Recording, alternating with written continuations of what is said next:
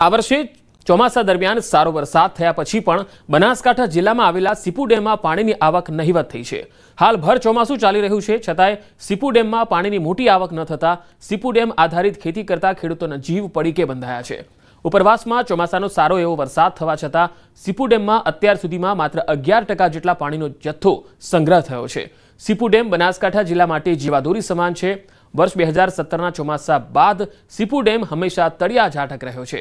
જો કે ઉપરવાસમાં વરસાદ તો સારો થઈ ગયો, પરંતુ સીપુ ડેમના જવાબદાર અધિકારીઓના જણાવ્યા મુજબ રાજસ્થાનમાં છેલ્લા કેટલાક સમયમાં ડેમો વધી જવાના કારણે પાણીનું સ્તર વધી જવાના કારણે રાજસ્થાનનું વરસાદી પાણી સીપુ સુધી પહોંચી શક્યું નથી અને તેના જ કારણે સીપુ ડેમ આધારિત ખેતી કરતા ખેડૂતોને રજળપાટ કરવાનો વારો આવ્યો।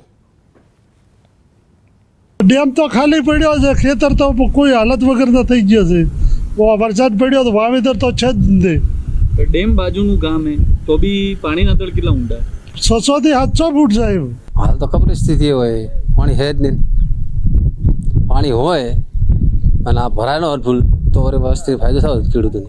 કેટલા વર્ષ પહેલા પાણી મળે ખરે મળ્યો જ નહીં, ડેમનો પાણી તો ક્યારે નહીં મળ્યું। ડેમની સ્થિતિ છે કે પાણી તો 1% પણ ના કહેવાય, ચોમાસું 50% પૂરું થઈ ગયું કહેવાય, બરાબર। પણ સરકાર દ્વારા અમારી વિનંતી એવી છે કે દાંતીવાડા ડેમની પાઇપલાઇન દ્વારા સીપુ ડેમમાં પાણી નખાય અને ખેડૂતોને પાણી મળે એવી માંગ છે અમારી।